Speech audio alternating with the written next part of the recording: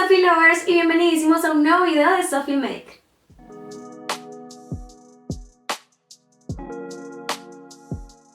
Si no me conoces, mi nombre es Sophie y bienvenida a mi canal. Hace bastante tiempo que no subo videito largo, pero estaba haciendo cositas y organizando otras cosas, pero bueno, aquí estoy de vuelta. Si aún no me sigues, te invito a que te suscribas aquí abajito y actives la campanita de notificaciones para que te avise cuando subo video. También te invito a que te pases por mis redes sociales, Facebook, Instagram y TikTok. Allá te espero. Como dice en el título de este video, hoy les traigo una sorpresa gigantesca. Quiero contarles que este es un primer video de una sección que quiero abrir aquí en el canal. Y esta se va a llamar, redobles por favor, Misterios del Crimen. No es un secreto que siempre he mostrado mi interés y fascinación por todas estas cosas del misterio, del crimen y etc. Siempre, toda la vida desde que tengo uso de razón, me han gustado todo este tipo de cosas. Así que el día de hoy vamos a inaugurar esta nueva sección del canal. Bienvenidos.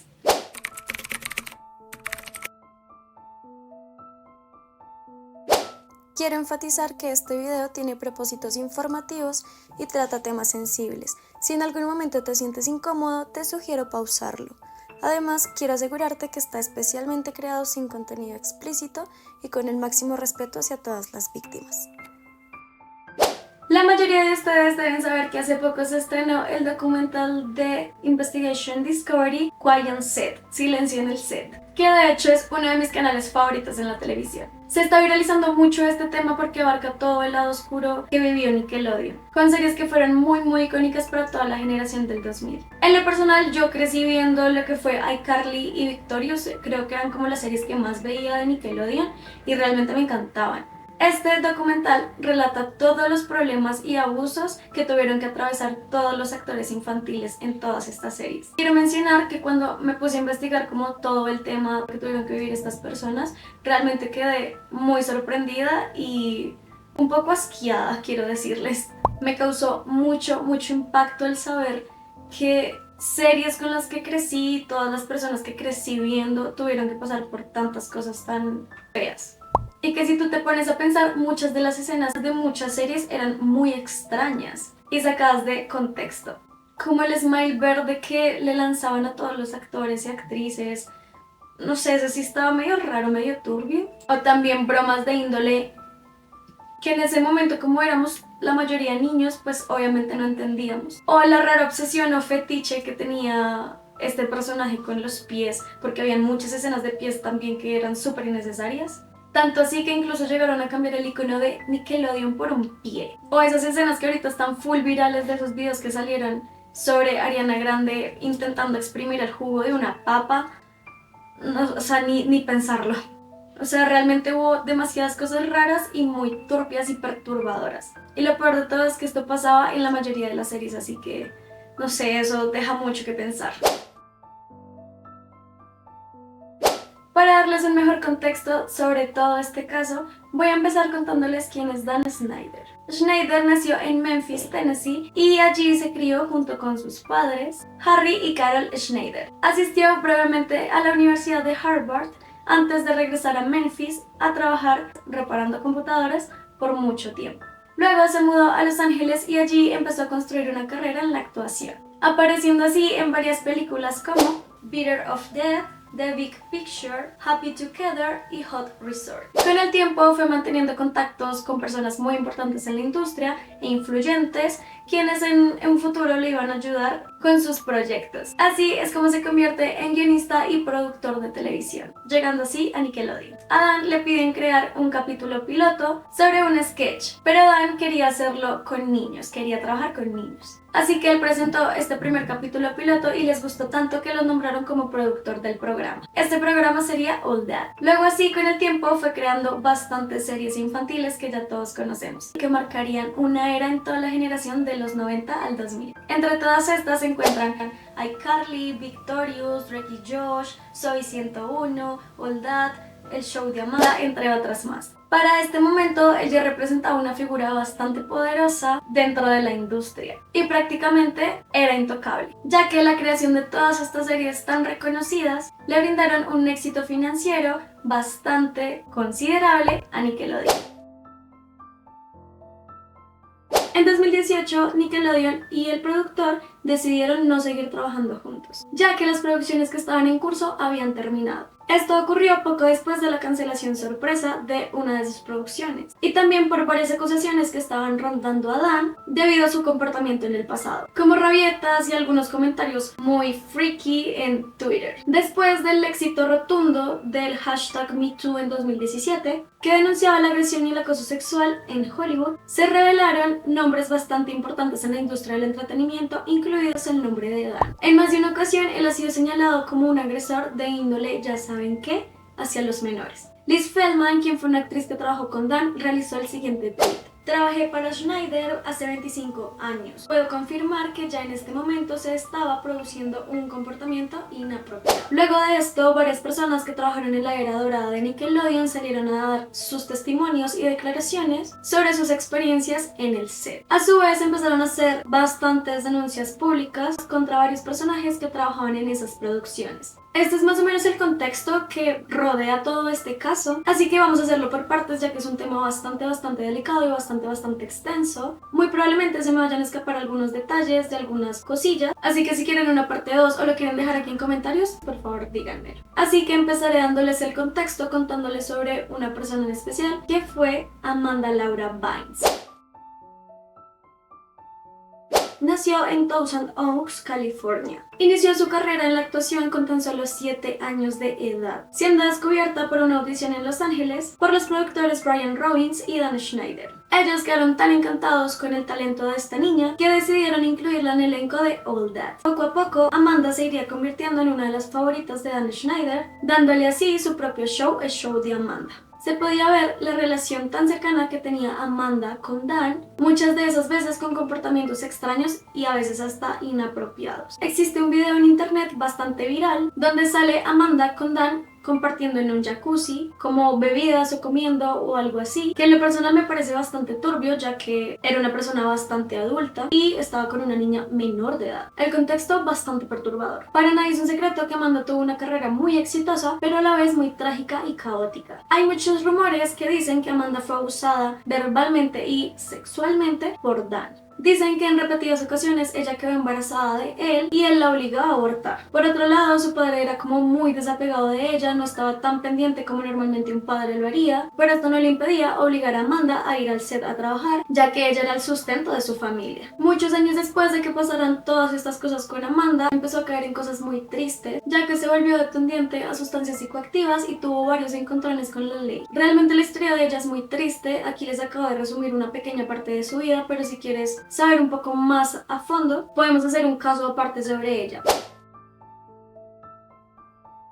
A medida que crecía la fama de Dan por todas sus exitosas producciones, también crecía su abuso de poder. Es así como en el set inician varias situaciones bastante incómodas para todo su equipo, como acoso laboral, bullying, racismo, discriminación de género, entre muchas otras cosas. También empieza a incorporar varias cositas muy extrañas, como el contenido inapropiado dentro de todas sus series. Y con contenido inapropiado me refiero como a chistes de índole ya saben cuál o referencias bastante obvias. Es así como aumentando cada vez más el ambiente tan tóxico en el set. Dentro de todo esto conocemos la historia de dos escritoras que trabajaron para Dan escribiendo el show de Amanda, llamadas Jenny Kilden y Christy Stratton, o como se pronuncie. Ellas relatan cómo llegaron a su trabajo soñado con toda la esperanza de triunfar en el medio, ya que en ese momento era un poco machista y misógino. Pero antes de que las contrataran, les habían propuesto algo. Ellas tendrían el trabajo con una condición. Esta sería que tendrían que compartir el salario. Es decir, si una persona ganaba $1000, ellas tenían que repartirse entre 500 y 500. Debo aclarar que dentro del set eran las únicas que recibían de esta manera su pago. En ese momento, como ellas tenían ese sueño de poder triunfar, pues aceptaron esta propuesta.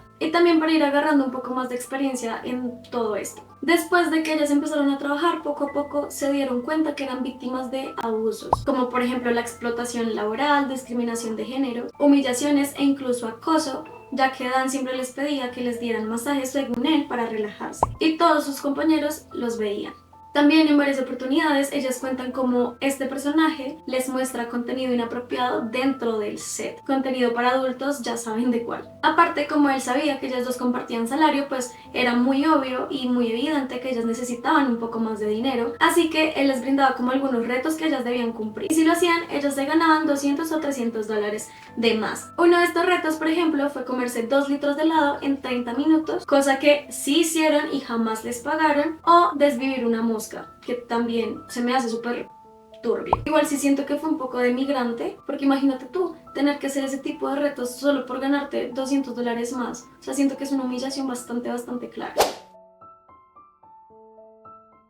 Imagínate ser un niño y tener que aguantar largas jornadas de grabación en un ambiente tóxico lleno de comentarios inapropiados y descriptivos. Y aparte de soportar la presión de tus padres porque tú eres el que lleva el sustento a tu casa. Esta fue la experiencia de la mayoría de los niños que trabajaron para estas series, los cuales aceptaban todo el trato y todo lo que les dijeran e hicieran con tal de cumplir su sueño y tener una carrera brillante en la televisión. En ocasiones ellos debían hacer cosas con las que realmente no se sentían para nada cómodos por conservar su trabajo, ya que o si no, pues obviamente los iban a despedir. En esos salió un programa de televisión que es como un reality, que en lo personal sí he visto unos que son de adultos, pero jamás me imaginé que lo hubieran hecho de niños. Si les soy sincera, ni siquiera sabía que existía este programa. Este consistía en varios retos bastante traumáticos, como el meterse alacranes dentro de la boca. Uno que vi fue que un niño se llenó todo el cuerpo de mantequilla de maní y unos perros empezaron a lamerlo, que ni siquiera sé cómo permitieron que se hiciera este programa. Hasta es incómodo de ver. También se empezaron a incorporar varios chistes para adultos dentro de las producciones, como les estaba diciendo anteriormente.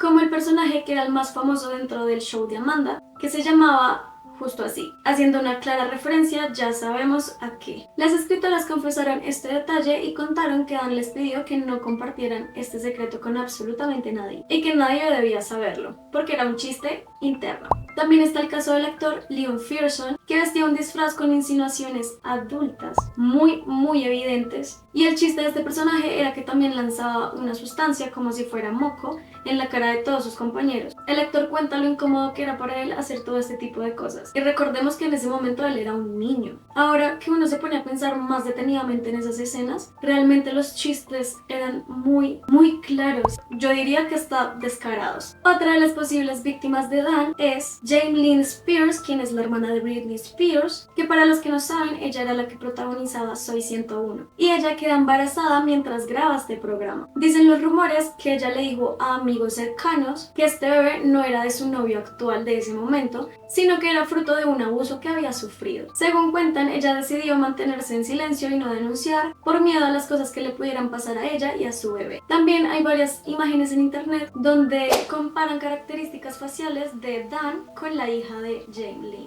Cabe aclarar que todos estos son rumores y nadie ha salido a desmentirlo o a confirmar. Estoy segurísima que a Janet la debes de reconocer, ya que fue una de las coprotagonistas de iCarly y Sanika. Ella sacó un libro que se llama Me alegro de que mi madre haya muerto, y allí menciona cómo era el comportamiento del creador. Allí relata cómo este personaje le pidió en una ocasión probarse varios bikinis, lo cual describe de una manera bastante obscena y bastante morbosa, ya que ella fue fotografiada en esos bikinis. Obviamente ella no quería hacerlo, pero como era una prueba de vestuario, pues no le quedaba de otra. También cuenta cómo las personas le decían que ella debía hacer todo lo que le dijeran para poder mantener al creador feliz, ya que este tenía un temperamento bastante volátil y muy cambiante. También cuenta cómo la obligaron a tomar alcohol cuando ella todavía era menor de edad, y ella no podía oponerse a varias de estas cosas porque iba a ser despedida, y ella debía mantener su papel dentro de la serie, ya que su madre la presionaba demasiado para esto. Ese tal llamado creador nos deja mucho que pensar,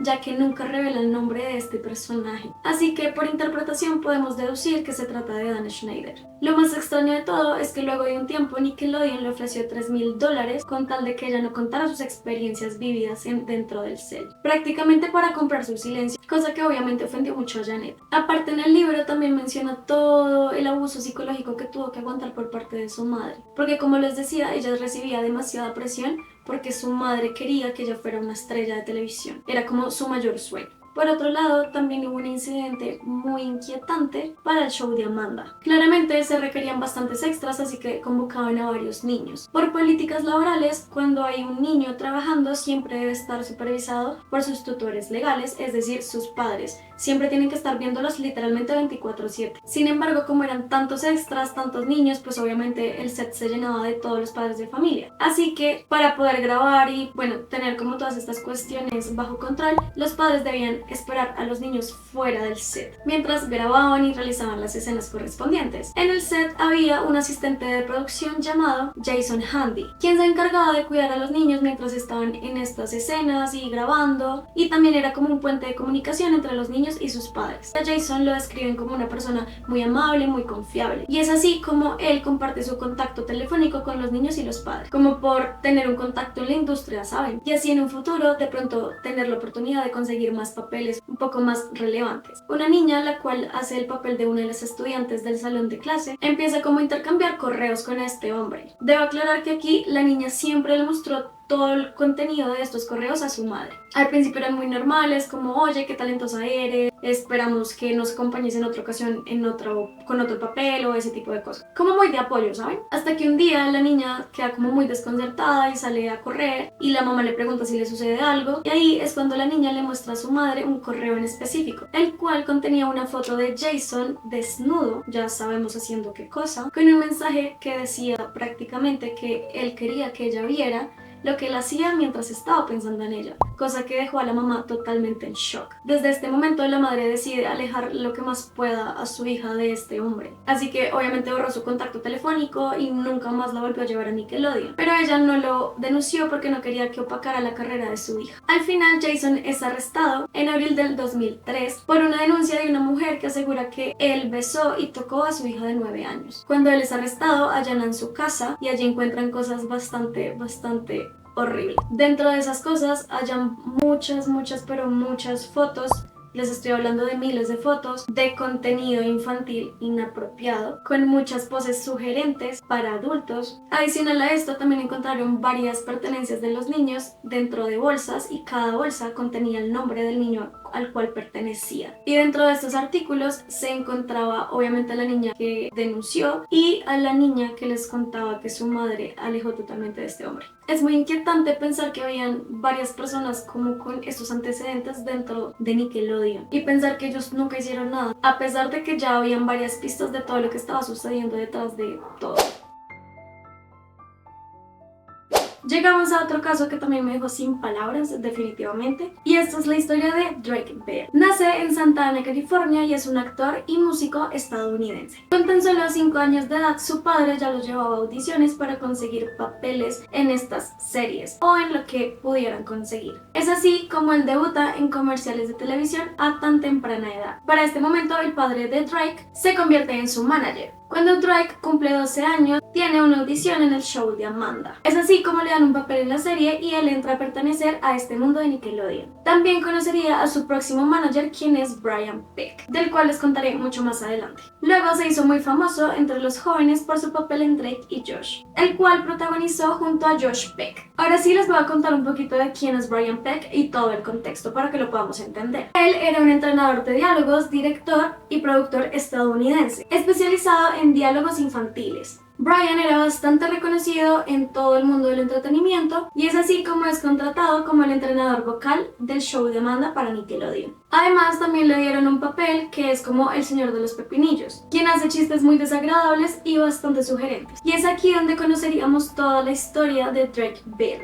ya que en el documental que se estrenó, confesaría por primera vez ante el público todo lo que sufrió cuando él tan solo tenía 15 años. Él sufría mientras él grababa esa icónica serie que todos recordamos con tanto cariño. Todo empezó en la segunda temporada del show de Amanda, cuando le dijeron al padre de Drake, Joe Bell, que Brian era un excelente entrenador y que de pronto podría ayudar mucho más a su hijo a conseguir papeles mucho más importantes. Es así como Brian empieza a darle clases privadas en su casa a Drake. Allí Joe no podía estar tan pendiente de su hijo. Drake cuenta que al principio era muy divertido, como que se llevaron súper bien, tenían varios intereses en común, entonces todo estaba como muy normal. Se hicieron muy buenos amigos. Pero con el tiempo se empezó a poner como raro y habían comportamientos de Brian hacia Drake un poco extraños. Joe era un padre que estaba demasiado pendiente de su hijo, y en el set no era la excepción. Es allí donde él empieza como a notar comportamientos muy extraños de Brian, como por ejemplo que él a menudo buscaba tener contacto físico con Drake. Por ejemplo, en sus cambios de vestuario, Brian le ayudaba como a zafarse la chaqueta y en eso pues le empezaba a tocar como el hombro o los brazos o la cintura o ese tipo de cosas que son muy necesarias. Estas cosas claramente no le gustaban para nada a Joe, y es allí donde él va y pone como una especie de queja, o bueno, expresa su disgusto ante toda la producción y el set, un comentario que le dicen prácticamente que él está siendo homofóbico, ya que Brian Peck era homosexual.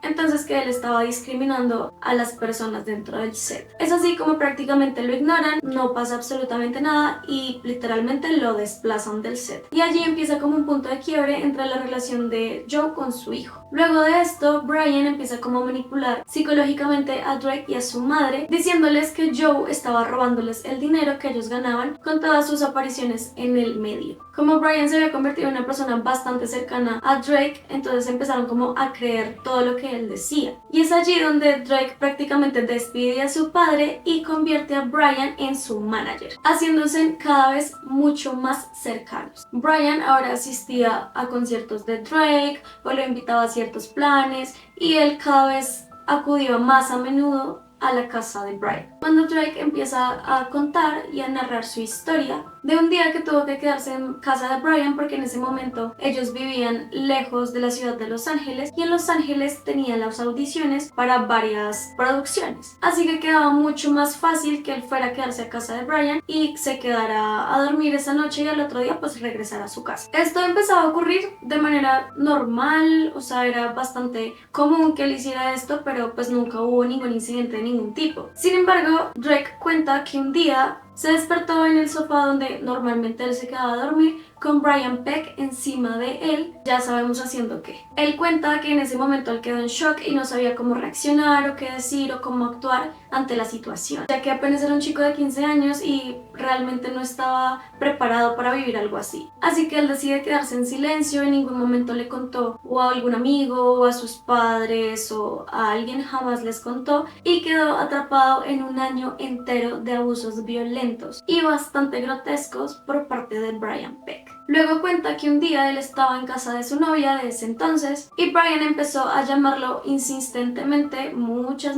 veces hasta que Drake finalmente contestó. Resulta que Brian había invitado a Drake a un paseo a Disneyland para que compartieran juntos y pues obviamente seguir en sus andanzas, al cual obviamente Drake se negó a asistir. Así que él contesta esa llamada y le dice a Brian que no va a ir, que está ocupado, que ya tiene otros planes, y Brian se enoja y le cuelga el teléfono. Luego insiste nuevamente en llamarlo muchas veces más y la madre de su novia se da cuenta de estas acciones. Se le acerca a Drake y le pregunta como si él está bien, si sucede algo, porque no es normal que una persona de su edad esté llamando tan insistentemente a un menor de edad. Prácticamente estaba como acosándolo. Así que esto levantó una alarma gigantesca para la madre de su novia. Ella lleva a Drake a un terapeuta donde obviamente tiene la sesión de oye, ¿estás bien? ¿Estás pasando por alguna situación que te haga sentir incómodo o vulnerable? Y Drake simplemente lo dejó pasar, nunca dijo nada, nunca habló y se quedó callado.